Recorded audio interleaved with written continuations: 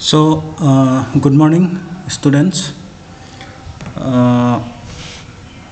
আশা কৰিছোঁ তোমালোক সকলোৱে ভালে আছা আৰু আজি তোমালোকৰ কাৰণে মই জিএছ ঘুৰেৰ আজি ইণ্ডোলজিক্যাল পাৰ্সপেক্টিভ এই সম্পৰ্কত দ্বিতীয়টো ক্লাছ কৰিবলৈ ওলাইছোঁ আৰু প্ৰথম ক্লাছটোত যদি তোমালোকে শুনিছা বা যদি তোমালোকে এটো চাইছা মোৰ ক্লাছটো যদি এটেন্ড কৰিছা তেনেহলে নিশ্চয় ইণ্ডোলজিক্যাল পাৰ্সপেক্টিভ কি হয় ইয়াৰ বৈশিষ্ট্যসমূহ কি ইয়াৰ তোমাৰ কোনসকল সোশিয়োলজিষ্ট বা কোনসকল স্কলাৰক আমি ইণ্ডোলজিষ্ট হিচাপে আমি আখ্যা দিব পাৰোঁ এই গোটেইখিনি সম্পৰ্কত তোমালোকৰ লগত আমি আলোচনা কৰিলোঁ লাষ্ট ক্লাছত আজি স্পেসিফিক্যালি তোমালোকৰ লগত মই জিএছ ঘুৰে সম্পৰ্কত আলোচনা কৰিবলৈ লৈছোঁ আৰু আৰম্ভণিতে মই তোমালোকৰ এটা কথা কৈ লওঁ যে তোমালোকে বহুতে মেছেজ কৰিছা যে বিশেষকৈ ইংলিছ মিডিয়াম ষ্টুডেণ্টছ সকলে যে এই পেপাৰখনৰ কাৰণে কি কিতাপ ল'ম কি কৰিম এই কথাটোৰ পৰা এটা কথা স্পষ্ট হৈছে যে তোমালোকে মোৰ যিখিনি ক্লাছ মই দিছোঁ সেই ক্লাছখিনি তোমালোকে ভালদৰে মন কৰা নাই বা ভালদৰে চোৱা নাই মই এই পেপাৰখন সম্পৰ্কত প্ৰথম যেটো ক্লাছ লৈছোঁ সেই ক্লাছতে তোমালোকক মই কোনখন কিতাপ ল'ব লাগিব ইংৰাজী অসমীয়াৰ কাৰণে সেইখিনি গোটেইখিনি ডিটেইলছ দি থোৱা আছে মই আশা কৰিছোঁ তোমালোকে ক্লাছটো পুনৰ চাই ল'বা যিয়ে নহওক এতিয়া লাষ্ট ক্লাছত আমি জিএছ ঘুৰে সম্পৰ্কত জিএছ ঘুৰে কোন হয় তেওঁ কি ধৰণৰ তেওঁৰ মেথডলজি কি আছিল ইণ্ডোলজিক্যাল পাৰ্সপেক্টিভ সম্পৰ্কত তেওঁৰ ধাৰণা কি এইখিনি সম্পৰ্কে কিছু কথা আলোচনা কৰিলোঁ আজি আমি চাওঁ যে জিএছ ঘুৰে যিখিনি ওয়াৰ্কস আছে যিখিনি তেওঁ ইণ্ডোলজিক্যাল যেটো ষ্টাডি আছিল তেওঁৰ সেই ইণ্ডোলজিক্যাল ষ্টাডি সম্পৰ্কত তেওঁৰ কোনখিনি বিষয় ভাৰতীয় কোনখিনি দিশ তেওঁ হেক কৰিছিলে অধ্যয়ন কৰিছিলে ইয়াতে কৈছে যে the few broad areas that have been identified in Ghure's writings are caste, tribe, kinship, culture and civilization, religion, sociology of conflict and integration, family and marriage. তাৰমানে কথাটো হ'ল কি যে ইণ্ডোলজিক্যাল যিখিনি পাৰ্সপেক্টিভ আছে ইণ্ডোলজি বুলি যেটো বিষয় আছে বা ইণ্ডোলজিক্যাল যিখিনি ষ্টাডি আছে যিখিনি ষ্টাডি বেসিক্যালি তোমাৰ জিএছ ঘুৰে কন্ডাক্ট কৰিছিলে সেই জিএছ ঘুৰেৰ ইণ্ডোলজিক্যাল ষ্টাডিত আমি এই দিকখিনি আমি বিশেষকৈ দেখিবলৈ পাওঁ অৰ্থাৎ he has studied these aspects of Indian society in his Indological studies তাৰমানে জিএছ ঘুৰে যিখিনি ইণ্ডোলজিক্যাল ষ্টাডি আছে সেই ষ্টাডি সমূহৰ ভিতৰত আমি এইখিনি উল্লেখ কৰিব পাৰোঁ যেনে caste tribe kinship culture and civilisation religion sociology of conflict and integration family and marriage এতিয়া এই গোটেইখিনি তোমাৰ কি হৈছে যে গোটেইখিনি অধ্যয়ন কৰি তেওঁৰ সেই অধ্যয়নৰ ফলশ্ৰুতিত তেওঁ কিছুমান গ্ৰন্থ তেওঁ প্ৰকাশ কৰিছিল আৰু সেই গ্ৰন্থসমূহ অৰ্থাৎ তেওঁৰ এই যিখিনি অধ্যয়ন আছে সেই অধ্যয়নসমূহ আমি তেওঁৰ কিছুমান গ্ৰন্থত আমি সন্নিবিষ্ট হৈ থকা দেখিবলৈ পাওঁ সেই গ্ৰন্থসমূহৰ ভিতৰত ইয়াত কৈছে যে the various writings of Ghure include caste and race in India যেটোত আমি caste and raceৰ বিষয়ে আমি খুব ডিটেইলছ আমি পাওঁ এটো কথা তোমালোকক মই আগতে কৈ আছো যে caste and race তেওঁৰ গৱেষণাৰ বিষয় আছিল আৰু সেই গৱেষণাৰ যেটো তেওঁৰ প্ৰতিবেদন আছিল গৱেষণাৰ প্ৰতিবেদনটো তেওঁ পাছত গ্ৰন্থ হিচাপে প্ৰকাশ কৰিলে আৰু সেই গ্ৰন্থখনৰ নাম দিছিল তেওঁ caste and race in India and which was published in 1932 তাৰ পিছতে তোমাৰ কি হৈছে তেওঁৰ আন এখন গ্ৰন্থ আছে and this book is known as Indian Sadhus and it was published in 1953 another important books published or written by J.S. Ghure is Bharatnatyam and its costumes and which was published in 1958 and next one is The Family and Kinship in Indo-European Culture and it was also published in 1955 and another one important books written by J.S. Ghure was Social Tensions in India and it was published in 1968 তাৰমানে তোমাৰ কি আছে যে এইখন তোমাৰ this is also an important book which is published by J.S. Ghure and it was published in 1968 গতিকে তোমাৰ কি হৈছে যে the aspects or the these institutions, these are caste, tribe, kinship, culture and civilizations, religions, sociology of conflict and integration, family and marriage. All these aspects are included in these books, and these are caste and race in India, Indian sadhus, Bharatanatyam and its costumes, family and kinship in Indo-European culture, social tensions in India. These are some important books written by G.S. Ghurye. গতিকে আমি ক'ব পাৰোঁ যে এই এনেকুৱা ধৰণৰ তোমাৰ ইণ্ডোলজিকেল যিটো পাৰ্সপেক্টিভ আছিল, সেই ইণ্ডোলজিকেল যিটো ষ্টাডি আছিল G.S. Ghurye, সেই ইণ্ডোলজিকেল ষ্টাডিৰ ফলশ্ৰুতিত ৰিজাল্ট হিচাপে আমি এই গ্ৰন্থখিনি আমি পালোঁ বুলি আমি ক'ব পাৰোঁ। এতিয়া যিয়ে নহওক, এতিয়া প্ৰথম কথাটো হ'ল যে G.S. Ghurye যিখিনি ভাৰতীয় সমাজৰ বিষয়ে যিখিনি অধ্যয়ন কৰিছিল, সেই অধ্যয়নসমূহৰ ভিতৰত প্ৰথমে ইয়াতে আমি মেনশ্যন কৰিছোঁ যে ইট ইজ কাষ্টৰ বিষয়ে তেওঁ অধ্যয়ন কৰিছিল, তেওঁ ট্ৰাইবৰ বিষয়ে অধ্যয়ন কৰিছিল, তেওঁ কিনশ্বিপ ছিষ্টেমৰ বিষয়ে অধ্যয়ন কৰিছিল। He has also' studied about culture and civilisation in India, he has also' studied about religion, or he has also' studied sociology of conflict and integration, and he has also' contributed family and marriage of Indian society. গতিকে among these aspects of his study, first of all we are trying to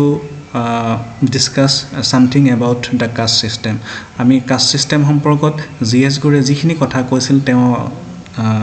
যিখিনি দেখা পাইছিল ভাৰতীয় সমাজত caste system সম্পৰ্কত, সেইখিনি বিষয়ে মই তোমালোকৰ লগত আজি ক্লাছটোত বিশেষকৈ আলোচনা কৰিম। আৰু পৰৱৰ্তী যিখিনি ক্লাছ আছে, সেই ক্লাছসমূহত আমি ক্ৰমান্বয়ে tribe, kinship, culture, civilization, religion, sociology of conflict and integration, family and marriage, এই কথাখিনিৰ বিষয়ে আমি আলোচনা কৰিম। এতিয়া কথাটো হ'ল যে তেওঁৰ প্ৰথম যিটো অধ্যয়নৰ বিষয়বস্তু আছিল, সেইটো হ'ল কাষ্ট চিষ্টেম ইন ইণ্ডিয়া। আমি সকলোৱে জানো কাষ্ট চিষ্টেম কি হয়, তোমালোকে ফাৰ্ষ্ট ছেমত পঢ়ি আহিছা ইতিমধ্যে, বা হায়াৰ ছেকেণ্ডেৰী লেভেলতো তোমালোকে পঢ়ি আহিছা কাষ্ট কি। গতিকে আমি কাষ্ট কি সেই সম্পৰ্কে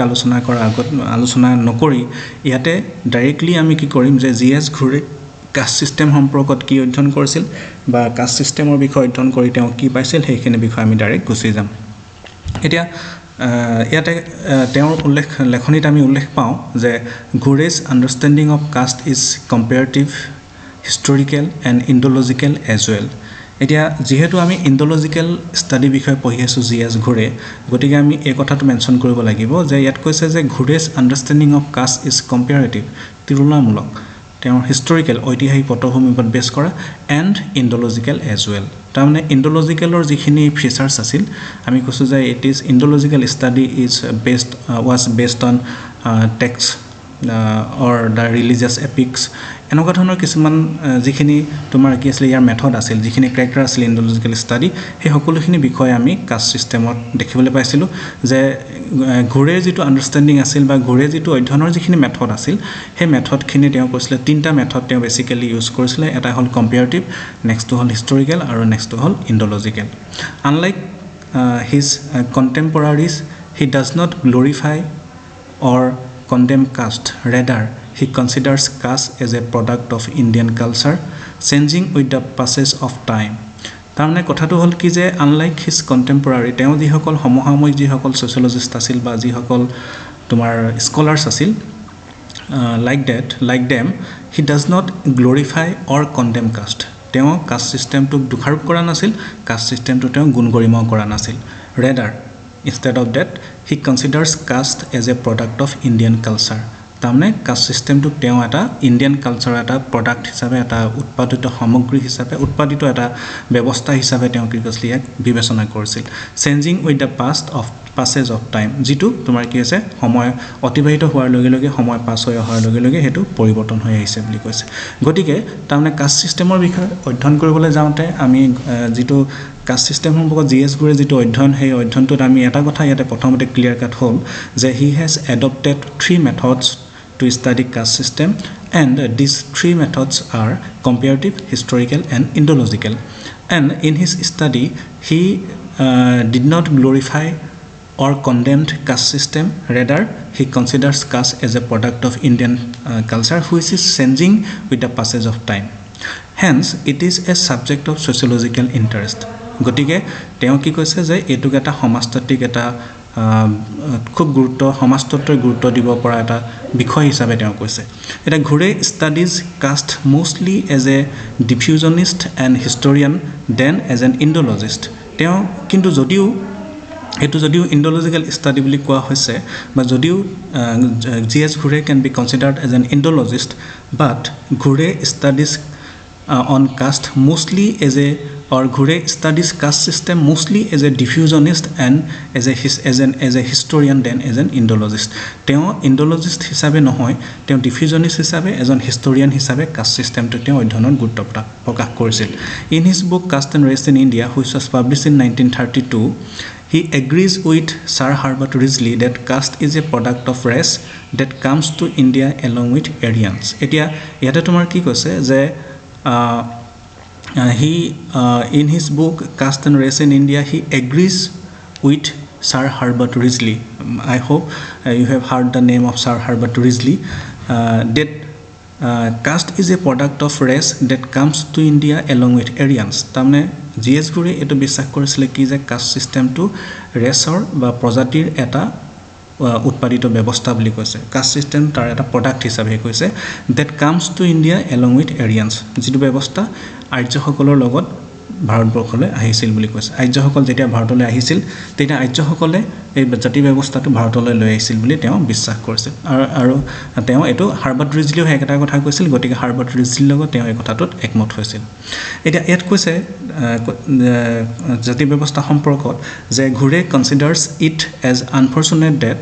caste system is mostly understood in terms of Brahminic domination. এটা তেওঁ এটা কথাত কিন্তু অলপ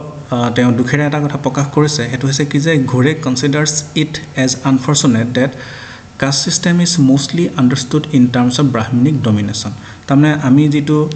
কাষ্ট সিস্টেমৰ সম্পৰ্কত আমি যিখিনি পূৰ্বৰ আলোচনা বা আমি যিখিনি অধ্যয়ন কৰো বা যিখিনি আমাৰ জ্ঞান আছে সামান্যতম কাষ্ট সিস্টেম সম্পৰ্কত সেইখিনি পৰা আমি এটা কথা অনুমান কৰা হয় বা এটা কথা কোৱা হয় যে caste system is control by or caste system is dominated by Brahmin caste আৰু সেই কথাটো তেওঁ কিন্তু একমত হ'ব পৰা নাই তেওঁ কৈছে যে ঘুৰে কনসিডাৰ্ড ইট এজ আনফৰচুনেট এটো দুৰ্ভাগ্যজনক বুলি তেওঁ এটো বিবেচনা কৰিছে that caste system is mostly understood in terms of Brahminic domination. Caste system to eta Brahminic eta domination hisabe hodai buji oha hoy ba hodai hetuk koi oha hoy he kotha to teu dukh prakash korise aru hetu unfortunate hisabe koise eta caste has gone through the process of fusion and fission in different ways in Indian history. During Vedic period, caste was a product of race. Aryans distinguished themselves from non-Aryans just in terms of color, but subsequently different ethnic groups developed alliances, relationship with each other, and Hindu culture and values moved from Aryan community to non-Aryan communities. Yet, অর্থাৎ ইয়াত কৈছে কি যে caste has gone through the process of fusion and fission, বিভিন্ন সংযোজন বিযোজন এনেকুৱা হৈ আছে in different ways in Indian history. ভাৰতীয় ইতিহাসত আমি দেখিছো caste system বিভিন্ন দিক সংযোজন হৈছে বিভিন্ন বিযোজন হৈছে হ'ব পাৰে during Vedic period caste was a product of race আৰু Vedic periodত ইয়াক এটা ৰেচৰ এটা উৎপাদিত ব্যৱস্থা হিচাপে বিবেচনা কৰা হৈছিল আৰিয়ানছ যিসকল এৰিয়ানছ আছিল যিসকলৰ লগত কাষ্ট সিস্টেমটো আহিছিল বুলি ছাৰ হাৰ্বাৰ্ট ৰিজলিয়ে কৈছিল যিটো লগত তোমাৰ জিএছ ঘুৰে একমত হৈছিল গতিকে ইয়াত কৈছে যে এৰিয়ানছ ডিস্টিংগুইশ দেমসেলভছ আৰ্যসকলে তেওঁলোকক নিজকে পৃথক কৰি ৰাখিছিল ফ্ৰম নন এৰিয়ানছ যিসকল ইণ্ডিয়ান আছিল যিসকল নন এৰিয়ান আছিল just in terms of colour যেটো গাৰ যেটো বৰণ আছে সেই বৰণটো লৈ পিনি তেওঁলোকে নন এৰিয়ান সকলৰ পৰা এটা পৃথক হৈ আছিল ডেফিনেটলি তোমাৰ কি হয় যে এৰিয়ান যিসকল আছিল তেওঁলোকৰ গাৰ ৰং বগা যিসকল ইণ্ডিয়ানছ আছিল ইণ্ডিয়ান এবৰিজিন আছিল ইণ্ডিয়ান অৰিজিনেল ইণ্ডিয়ান আছিল তেওঁলোকৰ গাৰ ৰংটো ইমান বগা নহয় গতিকে এই গাৰ কালাৰ লৈ পিনি তোমাৰ কি হৈছিল যে তেওঁলোকে দুটা পৃথক হিচাপে আছিল but subsequently different ethnic groups develop alliances relationship with each other and Hindu culture and values moved from Aryan community to non Aryan community এটা Aryans never introduced themselves as Brahmins কিন্তু কথাটো হল যে important thing is that Aryans never introduced themselves as Brahmins or as a superior race as against non-Brahmins. Aryan society itself practiced different kinds of occupations which were allocated to different individuals and families. The another, on the basis of their occupation, caste names were allocated to different groups. It yet কৈছে যে ইয়াৰ পূৰ্বৰ যিটো line আছে সেইটোত কৈছিলোঁ যে Aryan society itself practice different kinds of occupation Aryan যিসকল লোক আছিল বা এৰিয়ান যিটো সমাজ ব্যৱস্থা আছিল তাত বিভিন্ন গ্ৰুপৰ মানুহখিনিয়ে তোমাৰ কি হৈছে বিভিন্ন অকুপেশ্যন তেওঁলোকে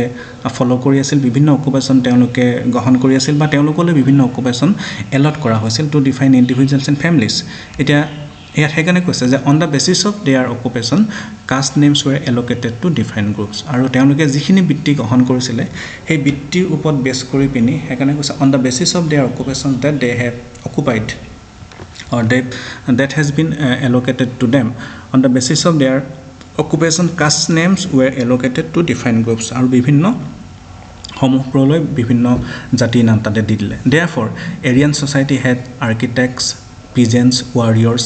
artisans and their society was highly disciplined organized and progressive আৰু সেই কাৰণে তাৰ ফলশ্ৰুতিতে কি হৈছে আমি এখন এৰিয়ান সমাজত আমি আৰ্কিটেক্টছো কিছুমান দেখিবলৈ পাওঁ খেতিয়কো দেখিবলৈ পাওঁ ৱাৰিয়াৰ্ছো দেখিবলৈ পাওঁ আৰ্টিসানো দেখিবলৈ পাওঁ and their society was highly disciplined organized and progressive আৰু গতিকে as their society is systematic as in their society occupations are allocated to defined groups as in their society the people are stratified or classified in different sections such as architects, peasants, warriors, artisans. So their society was highly disciplined, their society was highly organized and their society was highly progressive. It another question that Ghure tells that it may be a matter of fact that caste evolved in India with the advent of Aryans as their racial character was defined from Indians. It Ghure kintu তেওঁৰ caste system সম্পৰ্ক যিটো অধ্যয়ন আছিল সেই অধ্যয়নটোত তেওঁ এটা কথা ক'লে যে এটা কথা তেওঁ এগ্ৰি হৈছিল যে সেইটো কৈছে যে Ghurye tells that it may be a matter of fact এইটো এটা তথ্য হ'ব পাৰে এইটো এটা ফেক্ট হ'ব পাৰে যে caste evolve in India with the advent of এৰিয়ানছসকল ভাৰতবৰ্ষলৈ অহাৰ ফলতে যে কাষ্ট ছিষ্টেমটো ভাৰতবৰ্ষৰ সৃষ্টি হ'ল সেই কথাটো তেওঁ একমত হৈছে আৰু সেই কথাটো এটা তথ্য হ'ব পাৰে বুলি তেওঁ কৈছে as their racial character was different from India's কাৰণটো হ'ল কি যে যিসকল এৰিয়ান যিসকল আছিল তেওঁলোকৰ যিটো ৰেচিয়েল যিটো প্ৰজাতীয় যিখিনি বৈশিষ্ট্য আছিল সেই প্ৰজাতীয় বৈশিষ্ট্যখিনি ভাৰতীয়সকলতকৈ ডিফাৰেণ্ট আছিল এতিয়া আনহাতে but at the same time there were different racial categories present in India prior to coming of the Aryans এতিয়া কথাটো হ'ল কি কিন্তু কথাটো হ'ল কি যে যদিও এই কথাটো তেওঁ আগতে কৈছিল যে এৰিয়ানছসকলে অহাৰ পৰা ভাৰতবৰ্ষত জাতি ব্যৱস্থাটো সৃষ্টি হ'ল বুলি কৈছিল এৰিয়ানছসকলৰ যিটো ৰেচিয়েল ফিচাৰ্ছ আছিল যিখিনি ৰেচিয়েল কেৰেক্টাৰ্ছ আছিল they are different from the Indians কিন্তু লগতে কৈছে যে but at the same time একে সময়তে কিন্তু এটা কথা আমি ক'ব পাৰোঁ যে there were different racial categories present in India prior to coming of the Aryans কিন্তু এৰিয়ানসকল ভাৰতলৈ অহাৰ আগতেও ভাৰতবৰ্ষত কিন্তু কিছুমান ৰেচিয়েল কেটেগৰিজ বা ৰেচিয়েল গ্ৰুপ ভাৰতবৰ্ষত আগৰ পৰা বাস কৰি আছিল গতিকে India was not the homeland of one racial group আমি সকলোৱে জানো যে এটা প্ৰজাতিৰ মানুহে আমাৰ ভাৰতবৰ্ষত নাই সেইকাৰণে কৈছে India is not the homeland of one particular racial group কেৱল এটা ৰেচিয়েল গ্ৰুপৰ এটা বসবাস কৰা এটা অঞ্চল নহয় Bharatvarsha Aryans advent added one more race to the already existing one গতিকে জি এছ ঘূৰে এইটো কথা কৈছে কি যে এৰিয়ানসকলে ভাৰতবৰ্ষলৈ অহাৰ পাছত ভাৰতবৰ্ষত আগৰ পৰা যিখিনি ৰেচিয়েল গ্ৰুপ আছিল তাৰ লগত অন্য এটা তোমাৰ ৰেচিয়েল গ্ৰুপ সংযোজন হ'ল বুলিহে তেওঁ ক'বলৈ বিচাৰিছে তাৰমানে গতিকে ইয়াত তোমাৰ কি হৈছে এৰিয়ানসকলে যিটো কথা কৈছে যে তেওঁলোক অহাৰ পৰা ভাৰতবৰ্ষত জাতি ব্যৱস্থাৰ সৃষ্টি হ'ল কাৰণ কিয় যে এৰিয়ানসকলৰ যিটো ৰেচিয়েল ফিচাৰ্ছ আছিল সেই ৰেচিয়েল ফিচাৰ্ছসকল ইণ্ডিয়ানসকলৰ লগত একে নাছিল গতিকে তেওঁলোকৰ যিটো ৰেচিয়েল ফিচাৰ সেই ৰেচিয়েল ফিচাৰটো বা ৰেচিয়েল কেৰেক্টাৰিষ্টিক্সখিনি তেওঁলোকে একে ৰাখিবৰ কাৰণে তেওঁলোকে আগৰ পৰা ভাৰতবৰ্ষত যিখিনি নন এৰিয়ানছ আছিল বা ইণ্ডিয়ান অৰিজিনছ আছিল সেইসকলৰ পৰা তেওঁলোকে পৃথক হৈ আছিল বাট এটা কথা ইয়াতে তেওঁ লগতে ক'লে কি যে at the same time they are different racial group present in India prior to coming of the Aryans to India তাৰমানে এৰিয়ানছসকল ভাৰতবৰ্ষলৈ অহাৰ আগতে তোমাৰ কি হৈছে যে ভাৰতবৰ্ষত কিন্তু আগৰ পৰাই বিভিন্ন প্ৰজাতিৰ লোক আছিল গতিকে আমি তেওঁ ক'ব পাৰে তেওঁ সেইকাৰণে এইটো এটা কথা তেওঁ কৈছে যে এৰিয়ানছসকল অহাৰ পৰাহে ভাৰতবৰ্ষত যে বিভিন্ন প্ৰজাতিৰ লোক সৃষ্টি হ'ল এইটো নহয় তাৰ পৰিৱৰ্তে আমি এইটো ক'ব পাৰোঁ যে ভাৰতবৰ্ষত আগৰ পৰা যিমান ৰেচিয়েল গ্ৰুপ আছিল তাৰ লগত অন্য এটা ৰেচিয়েল গ্ৰুপ যিসকলক এৰিয়ান বুলি কৈছোঁ সেই এৰিয়ানসকল ইয়াতে সংযোগ হ'ল বা যোগ হৈ গ'ল গতিকে ভাৰতবৰ্ষত এৰিয়ানসকল অহাৰ পাছত ভাৰতবৰ্ষত ৰেচিয়েল গ্ৰুপৰ সংখ্যা এটা বৃদ্ধি হ'ল বুলিহে আমি ক'ব পাৰোঁ এতিয়া আনহাতে caste was not a hierarchical exploitative system তাৰমানে আমি যেটো কাষ্ট সিস্টেম এটা হায়াৰকিয়েল সিস্টেম বুলি কওঁ কিন্তু তেওঁ কৈছে যে caste was not a hierarchical exploitative system এই কেতিয়াও শোষণ নকৰে বুলি তেওঁ কৈছে এটা হায়াৰকি বা এটা তোমাৰ যেটো সংস্কৰণ হৈ থাকে সেই সংস্কৰিত এটা শোষণকাৰী এটা ব্যৱস্থাও নহয় বুলি কৈছে Aryans carried with them caste system with promoted discipline in their life given them specialization of a particular occupation তেওঁ কৈছে যে এৰিয়ানসকলে ভাৰতবৰ্ষৰ জাতি ব্যৱস্থাটো আনিছিল এটা খুব মানে নিয়মানুবৰ্তিতা বজাই ৰাখিছিল যেটো ব্যৱস্থাই আৰু যেটো কি কৈছিল যে giving them specialization of a particular occupation আৰু যি ব্যৱস্থাটোৱে মানুহক এটা নিৰ্দিষ্ট বৃত্তিক গ্ৰহণ কৰিবৰ কাৰণে সুবিধা কৰি দিছিল নো কাষ্ট ওয়াজ সুপিৰিয়ৰ অৰ ইনফেৰিয়ৰ গতিকে তেওঁ এটো কথা কৈছে যে কোনো কাষ্টে সুপিৰিয়ৰ নহয় কোনো কাষ্টে ইনফেৰিয়ৰ নহয় তাৰমানে কোনো কাষ্টে উচ্চ নহয় কোনো কাষ্টে তোমাৰ নিম্ন নহয় বুলি তেওঁ কৈছিল অকুপেশন চেঞ্জ ওয়াজ পসিবল তেওঁ কৈছিল যে অকুপেশন আমি কাষ্ট সিস্টেমৰ যি ব্যৱস্থা আমি ক্যাৰেক্টাৰিষ্টিক্স ইতিমধ্যে আমি আলোচনা কৰিছো আগতে আগৰ ক্লাছসমূহত বা আগৰ আমি যিবোৰ শ্ৰেণীসমূহত আমি যিখিনি ক্লাছ তোমালকে কৰি আহিছা বা যিখিনি আমি জাতি ব্যৱস্থা সম্পৰ্কত যিখিনি আমাৰ সম্যক জ্ঞান বা যিখিনি আমাৰ সামান্য জ্ঞান সেই সামান্য জ্ঞানৰ পৰা এটা কথা জানো যে কাষ্ট সিস্টেমত অকুপেশনটো কেতিয়াও চেঞ্জ কৰাটো কেতিয়াও সম্ভৱ নহয় বুলি কৈছো কিন্তু জিএস ঘুৰে ইয়াত কৈছে যে occupation change was possible in caste system hence Aryans become highly specialized and indigenous people looked forward to Aryans for progress therefore they started imbibing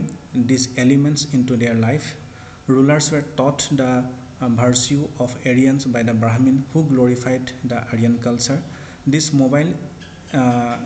saint spread the embodiment of caste to non-Aryans তাৰমানে caste সিস্টেমৰ এই যি Aryan সকলৰ এই যি ভাল দিশখিনি তেওঁলোকে দেখা পাইছিল সেই দিশখিনি নন এৰিয়ান সকলৰ মাজতো পাছত স্প্ৰেড হৈ গল বুলি আমি ক'ব পাৰো Ghurye point out that caste was considered as central to organize from division of labor in Aryan society তাৰমানে এৰিয়ান সোসাইটিত যি আছিল ডিভিজন অফ লেবাৰ তাৰ যেটো মূল কথা আছিল সেই মূল কথাটো হল কাষ্ট সিস্টেম তাৰমানে কাষ্ট সিস্টেমক কেন্দ্ৰ কৰি পিনে তাতে কি হৈছিল মানুহৰ মাজত ডিভিজন অফ লেবাৰটো আছিল when Aryan and indigenous communities develop interpersonal relationship through communication and warfare the disciplined nature of Aryan society was appreciated by indigenous rulers who injected the elements of caste into their social life তাৰমানে যেতিয়াই Aryan সকলে অন্যান্য indigenous কমিউনিটিৰ লগত তেওঁলোকে communication হৈছিল ইন্টাৰপাৰ্সনাল ৰিলেশনশিপ হৈছিল তেতিয়াই তোমাৰ কি আছিল অন্যান্য যি সকল নন এৰিয়ানছ আছিল সেই লোকসকলে এৰিয়ান সকলৰ যি সকল তেওঁলোকৰ ডিসিপ্লিন দেখিছিল তেওঁলোকৰ যিখিনি নেচাৰ দেখিছিল তেওঁলোকৰ যিখিনি কালচাৰ দেখিলে সেইখিনি প্ৰতি আকৰ্ষিত হ'ল আৰু আকৰ্ষিত হোৱাৰ পৰিণতি তেওঁলোকৰ নন এৰিয়ান সকলৰ মাজতো কি হৈ গৈছে এৰিয়ানৰ এলিমেন্ট সকল তাতে তেওঁলোকে হিচি দিছিল বুলি আমি ক'ব পাৰো in addition to that purist monasteries and travelers glorified the virtue of Aryan caste system hence the elements of caste radiated from northern India to other parts of the country আৰু এই এৰিয়ান ব্যৱস্থাটোৰ এই ভাল দিশখিনিৰ কাৰণে কি হৈছে যে গোটেই এৰিয়ান ব্যৱস্থাটো কাষ্ট সিস্টেমটো নৰ্থ ইণ্ডিয়াৰ পৰা নৰ্দাৰ্ণ ইণ্ডিয়াৰ পৰা ভাৰতবৰ্ষৰ বিভিন্ন অংশলৈ বিয়পি গল বুলি আমি ক'ব পাৰো এতিয়া কথাটো হল কি যে কাষ্ট সিস্টেমৰ লগত যিখিনি আলোচনা আমি ইতিমধ্যে ঘুৰেৰ আলোচনা আমি পালো সেই আলোচনাৰ পৰা আমি কেইটামান তাৰ বৈশিষ্ট্য আমি উল্লেখ কৰিব পাৰো এট কৈছে যে Ghurye explains caste in India on the basis of 6 distinct টিপ ক্যাৰেক্টাৰিষ্টিক্স ছটা প্ৰধান বৈশিষ্ট্য তেওঁ তাতে দিছিল তেওঁ উল্লেখ কৰিছিল কাষ্ট সিস্টেম সম্পৰ্কত এট কৈছে যে প্ৰথম যেটো ক্যাৰেক্টাৰ আছিল it is segmental division of society next one is hierarchy the third one is civil and religious disabilities and privileges lack of unrestricted choice of occupation restriction on food drinks and social intercourse আৰু lastly endogamy গতিকে these 6 are the characteristics or the features as identified as ঘুৰে এটা প্ৰথম যেটো কথা আছে segmental division of society ইয়াতে কৈছে যে segment is the compartmentalization of the population into groups what is segment or what is segmental division of society গতিকে segment মানে হৈছে কি যে যেটো সেগমেন্টাল বুলি যেটো ডিভিজন বুলি কৈছে হেতু হল কি যে segment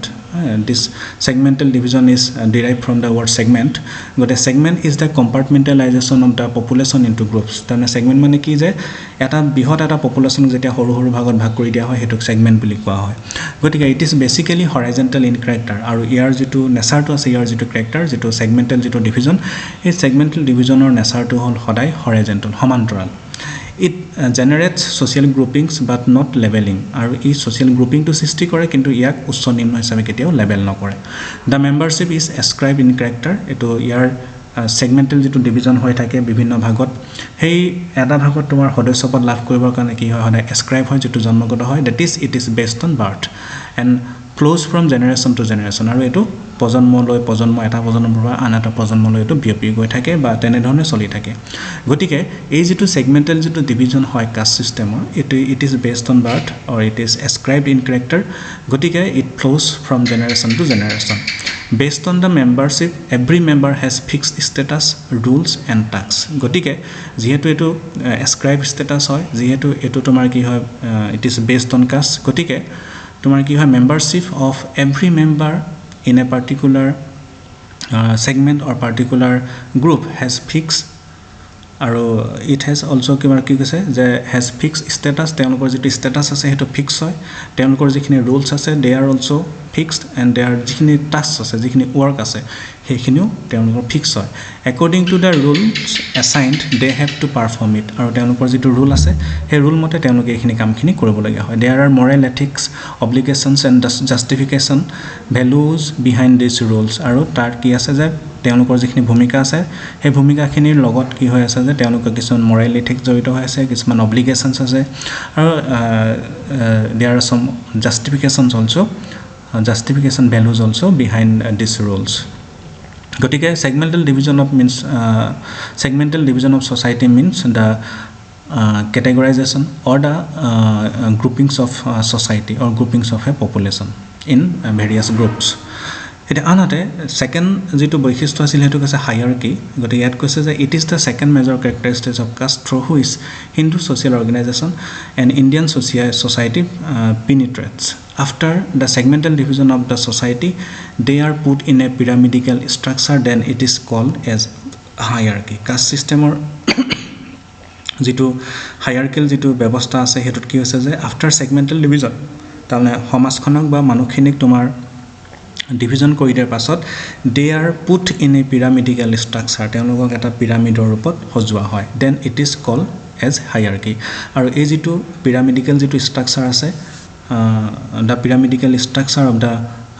various segments of society are called as or are known as is known as hierarchy. Certain cultural principles like purity and pollutions prioritization of certain groups preferences of the society determine the positioning of the social segments in the hierarchy in layer. তাৰমানে কি হৈছে যে এই যেটো হায়াৰাৰ্কি যেটো ব্যৱস্থা আছে এই হায়াৰাৰ্কি ব্যৱস্থাটোত কোন তোমাৰ ওপৰত থাকিব কোন তলত থাকিব এই কথাখিনি কিছুমান কথাৰ ওপৰত নিৰ্ভৰ কৰে কিছুমান ফেক্টৰৰ ওপৰত নিৰ্ভৰ কৰে. Certain factors of that hierarchical system is cultural principles like purity and pollution, prioritization of certain groups কিছুমান গ্ৰুপক বিশেষ তোমাৰ কি কৰা priority দিয়া কিছুমান বিশেষ facilities দিয়া বিশেষ সুবিধা দিয়া. Preference of the society সমাজে যিখিনি প্ৰিফাৰেন্স দিয়ে determine the এনেকুৱা ধৰণৰ কিছুমান কথাই কি কৰে determine the positioning of the social segments in the hierarchical system. এই hierarchical systemটোত এনেকুৱা ধৰণৰ কথাখিনি তোমাৰ কি কৰে মানুহখিনিক হেই কৰে তেওঁলোকৰ স্থানটো নিৰ্ণয় কৰে. গতিকে ব্ৰাহ্মণসকলৰ আমি জানো ব্ৰাহ্মণসকলৰ স্থানটো উচ্চ গতিকে তেওঁলোকৰ হয়তো যেটো পিউৰিটি পলিউশন যেটো আছিল হেতু তেওঁলোকে বেছি মানি চলে তেওঁলোকৰ সমাজে তেওঁলোকে বেছি প্ৰিফাৰেন্স দিছিল তেওঁলোকৰ ৰুলখিনি বা তেওঁলোকৰ ডিউটিছখিনি বেছি প্ৰিফাৰেন্স দিছিল. গতিকে on the basis of that preferences or on the basis of that principles they are placed in the top level of the hierarchical system. The layering of the segments is basically vertical in nature. This caste hierarchy is responsible for spelling out the access and prevention of caste and it becomes the primary consideration for rule allocation, responsibility sharing and the imposition of restrictive rules. আৰু এই যেটো hierarchical system আছে এই hierarchical system টোৰ পৰাই তেওঁলোকে কি হৈছে তেওঁলোকৰ ওপৰত জাতি ব্যৱস্থা যিখিনি restrictions আছে যিখিনি ৰেসপন্সিবিলিটিজ আছে যিখিনি ডিউটিজ এণ্ড ৰাইটস এণ্ড ৰুলৰ যিখিনি এলোকেশ্যন আছে এই গোটেই কথাখিনি এই hierarchical systemটোৰ ওপৰত ডিপেন্ড কৰে. থাৰ্ড যেটো ক্যাৰেক্টাৰ আছে হেতু হ'ল কৈছে সিভিল এণ্ড ৰিলিজিয়াছ ডিসেবিলিটিজ তাৰমানে ধৰ্মীয় আৰু সামাজিক তোমাৰ যেটো অযোগ্যতা বা নিযোগ্যতা বুলি কোৱা হয় এতিয়া ইয়াত কৈছে যে civil and religious disabilities express the rigidity of the caste system তাৰমানে এই যেটো সিভিল এণ্ড ৰিলিজিয়াছ ডিসেবিলিটিজ যেটো দিশ আছে এইটোৱে কি কৰে ইট এক্সপ্ৰেছ দ্য ৰিজিডিটি ইয়াৰ যেটো কঠোৰতা আছে জাতি ব্যৱস্থাৰ সেই কথাটো ই প্ৰকাশ কৰে তো ঘূৰে the general reflection of Hindu social life was observed and left through such disabilities. The disabilities were common to caste in different parts of the country, but the caste group included in it were not common. Rather, there are variations. তাৰমানে এই যিখিনি ডিসেবিলিটিজ আছে এই ডিসেবিলিটিজখিনি ভাৰতবৰ্ষৰ যিকোনো অংশতে যিকোনো এৰিয়াতে একে ধৰণৰ হয় civil and religious disabilities basically came from the concept of purity and pollution আৰু এইটো যেটো ধৰ্মীয় আৰু সামাজিক যেটো নিযোগ্যতা আছে ডিসেবিলিটিজ আছে এটো সদায় কি হয় লাগে it is always associated with the concept of purity and pollution তাৰমানে পবিত্ৰতা আৰু অপবিত্ৰৰ লগত জড়িত হৈ আছে যিখিনি মানুহ পবিত্ৰ হিচাপে গণ্য কৰা হয় they are eligible for some religious duties they are eligible for or they are considered as eligible for civil and religious duties এনেকুৱা ধৰণৰ তাৰমানে যিসকল পলিউটেড হৈ থাকে যিসকল দূষিত হৈ থাকে যিসকল প্ৰদূষিত হৈ থাকে সেইসকলক তোমাৰ কি বুলি কৈছে তেওঁলোক কিছুমানৰ সিভিল এণ্ড ৰিলিজিয়াছ দায়িত্ব পালন কৰিবৰ কাৰণে তেওঁলোকে এলিজিবল নহয় বুলি বিবেচনা কৰা হয় গতিকে ডিসেবিলিটিজ ৱেৰ from for impure and polluted caste and privileges were for pure higher caste আৰু এই যেটো civil and religious disabilities আছে এটা তোমাৰ কি কৰে যিসকল হায়াৰ কাষ্ট আছে সেই হায়াৰ কাষ্টসকলক পিউৰ হিচাপে বিবেচনা কৰে আৰু তেওঁলোকক কিছুমান প্ৰিভিলেজ আৰু কিছুমান প্ৰিফাৰেন্স তেওঁলোকক দি থকা হয় তাৰপিছত আহিলে তোমাৰ lack of unrestricted choice of occupation তাৰমানে বৃত্তি যেটো গহনৰ যেটো তোমাৰ ৰেষ্ট্ৰিকশন আছে সেই ৰেষ্ট্ৰিকশনৰ কথাটো কৈছে ইয়াত কৈছে যে the occupation have been fixed by heredity caste সিস্টেমত অকুপেশ্যন ফিক্স হয় আমি জানো generally they have not been allowed to change their traditional occupation আমি তেওঁলোকৰ যেটো অকুপেশ্যন আছে সেই অকুপেশ্যনটো কেতিয়াও চেঞ্জ কৰিব নোৱাৰে বুলিও আমি জানো members of certain caste maintain their supremacy and secrecy in their jobs and do not allow the other caste group to join in তেওঁলোকৰ যেটো অকুপেশ্যন আছে অকুপেশ্যনৰ যিখিনি ডিউটিজ আছে ৰুলছ আছে সেই ৰুলছখিনি তেওঁলোকে সিক্ৰেসি এটা মেইনটেইন কৰে হেতু তেওঁলোকৰ সদায় সুপ্ৰিম বুলি ভাবে আনতকৈ আৰু তেওঁলোকে কি হয় যে এই কেতিয়াও বেলেগ মানুহ তাতে অন্তৰ্ভুক্ত হ'বলৈ নিদিয়ে the upper caste people like Brahmins are free to opt for study of religious books যিবোৰ ডিউটি তেওঁলোকৰ আছে যিখিনি অকুপেশ্যন আছে সেইখিনি কৈছে যে the upper caste people that is Brahmins are free to opt for study of religious books তেওঁলোকে ধৰ্মীয় গ্ৰন্থ পঢ়িব পাৰে while this cannot be done by the other caste অন্যান্য লোকসকলে ধৰ্মীয় গ্ৰন্থ পঢ়িব নোৱাৰে to the lower ranking activities like sweeping bathrooms washing clothes scavenging etc have been kept in untouchable category তাৰমানে যিসকল lower caste আছে সেই লোকসকলৰ কাৰণে সুইপিং বাথৰুম ওয়াশিং ক্লোথছ স্কেভেঞ্জিং এটসেট্ৰা এনেকুৱা ধৰণৰ কামবোৰ সদায় নিম্ন জাতিৰ কাৰণে ৰখা হৈছিল গতিকে এই যেটো তোমাৰ অকুপেশ্যনৰ কথাটো আছে আমি সকলোৱে জানো যে অকুপেশ্যনটো ফিক্স হয় জাতি ব্যৱস্থাত আৰু অকুপেশ্যনটো জন্মগত হয় অকুপেশ্যন কেতিয়াও মানুহে সৃষ্টি চেঞ্জ কৰিব নোৱাৰে আৰু এই অকুপেশ্যনত তোমাৰ কি হৈছে যে যিবোৰ ভাল অকুপেশ্যন আছে যিবোৰ সমাজৰ বাবে গ্ৰহণযোগ্য বা ভাল বুলি বিবেচিত অকুপেশ্যন আছে সেই অকুপেশ্যনসমূহ সদায় হায়াৰ কাষ্ট মানুহখিনি কৰিছিল আৰু যিবোৰ নিম্ন পৰ্যায়ৰ যিখিনি অকুপেশ্যন আছে যেনে সুইপিং বাথৰুম ওয়াশিং ক্লোথছ স্কেভেঞ্জিং এনেকুৱা ধৰণৰ লেটাৰ সাফা কৰা এনেকুৱা ধৰণৰ বস্তুবোৰ তোমাৰ কি হয় লোৱাৰ কাষ্টৰ মানুহসকলে গ্ৰহণ কৰিছিল আনতে 5 নম্বৰ যেটো ক্যাৰেক্টাৰ আছে হেতু হৈছে যে restriction on food drinks and social intercourse তাৰমানে খোৱাবৰ ক্ষেত্ৰত সামাজিক আদান প্ৰদানৰ ক্ষেত্ৰত তোমাৰ কি আছে কিছুমান ৰেষ্ট্ৰিকশন আছে এক কৈছে যে some rules have been imposed upon all caste people restrictions on feeding and social intercourse are still prevalent in Indian society তাৰমানে ইণ্ডিয়ান সোসাইটি তোমাৰ কি আছে কাষ্ট সিস্টেমটো থকালৈকে তোমাৰ কি আছে এই ৰেষ্ট্ৰিকশন খিনি আছে খোৱাবৰ ক্ষেত্ৰত সামাজিক আদান প্ৰদানৰ ক্ষেত্ৰত আমি কিছুমান ৰেষ্ট্ৰিকশন দেখিবলৈ পাওঁ there are two types of food that is kasa cooked food and paka raw food upon which certain restrictions are imposed with regard to sharing তাৰমানে তেওঁলোকে ফুড লৈ দুটা টাইপৰ ফুড আছে বুলি কৈছে কাঁচা ফুড যেটো কুকড আৰু ফুড পাকা ফুড বুলি কৈছে যেটো ৰ এইখিনি লৈ পিনে তেওঁলোকে কি হয় যে ৰেষ্ট্ৰিকশন বেলেগ হ'ব পাৰে এটা তেনেকুৱা কিছুমান ৰেষ্ট্ৰিকশনৰ এক্সাম্পল দিছে প্ৰথম কথা কৈছে যে caste group from home twice born caste people accept কাঁচা ফুড তাৰমানে কিছুমান কাষ্টৰ লোক আছে ইয়াত কি আছে যে caste group from home twice born caste people can accept kasa food যিসকল ডিজ বুলি কোৱা হয় যিসকল টুৱাইচ বৰ্ণ বুলি কোৱা হয় তেওঁলোকক তোমাৰ কি আছে তেওঁলোকে কাঁচা ফুডটো তেওঁলোকে আনৰ পৰা গ্ৰহণ কৰিব পাৰে caste group from whom twice born caste people can accept পাকা ফুড কিছুমান কাষ্টৰ পৰা তেওঁলোকে পাকা ফুডো গ্ৰহণ কৰিব পাৰে তেনেকুৱালৈ কিছুমান নিয়ম আছে caste group from whom twice born caste people can accept water but not food আৰু এনেকুৱা কিছুমান তোমাৰ কাষ্ট গ্ৰুপ আছে যিসকলৰ পৰা তোমাৰ কি হয় তেওঁলোকে পানী গ্ৰহণ কৰিব পাৰে কিন্তু খাদ্য গ্ৰহণ কৰিব নোৱাৰে Caste group from whom twice born caste people do not accept water or food and maintain distance আৰু এনেকুৱা কিছুমান caste group আছে যিসকলৰ পৰা তেওঁলোকে পানীও গ্ৰহণ কৰিব নোৱাৰে আহাৰো গ্ৰহণ কৰিব নোৱাৰে আৰু তেওঁলোকৰ পৰা এটা কি হয় সদায় এটা social distance এটা মেইনটেইন কৰি থাকে গতিকে এনেকুৱা ধৰণৰ এইবোৰ ৰেষ্ট্ৰিকশন আমি তেওঁলোকৰ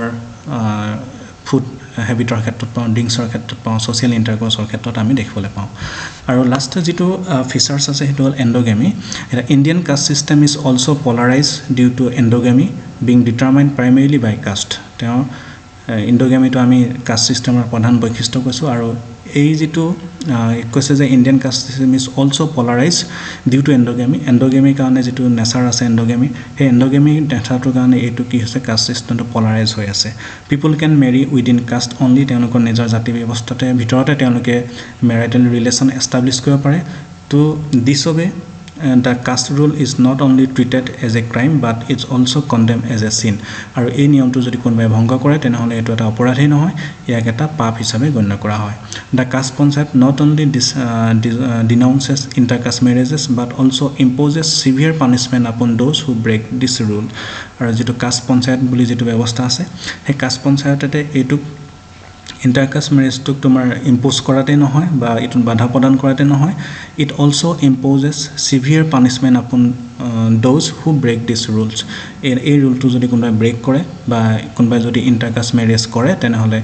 tar karone caste panchayate যথেষ্ট বেছি সিভিয়াৰ তোমাৰ কি গৈছে পানিশমেন্টৰ ব্যৱস্থা কৰিছে গতিকে এইখিনি হল তোমাৰ কি হয় যে কাষ্ট সিস্টেম সম্পৰ্কত জিএস গুৰে অধ্যয়ন গতিকে জিএস গুৰে কাষ্ট সিস্টেম সম্পৰ্কত আমি যিখিনি ইতিমধ্যে আলোচনা কৰিলো সেই আলোচনাৰ পৰা জাতি ব্যৱস্থাটো কি হয় এই ব্যৱস্থাটো কেনেকুৱা ধৰণৰ হয় আমি আগতে পাই অহাতকৈ কিছু পৃথক নে একে জাতি ব্যৱস্থাৰ যিখিনি বৈশিষ্ট্য আছিল এই গুটে বৈশিষ্ট্যখিনি আমি ইয়াতে আলোচনা কৰিলো পৰৱৰ্তী ক্লাছত মই আন এটা দিশ জিএস গুৰে যি ইন্ডোলজিক্যাল পাৰ্সপেক্টিভ আছে ইন্ডোলজিক্যাল পাৰ্সপেক্টিভৰ যি আনটা দিশ আছে যেনে ট্ৰাইবৰ বিষয় আছে সেইখিনি বিষয় মই তোমালোকক আলোচনা কৰিম আজি আৰু বৰ বিশেষ আলোচনা নকৰো ইয়াতে আজি মোৰ ক্লাছটো তোমালোকৰ পৰা সামৰণি মাৰিছো ধন্যবাদ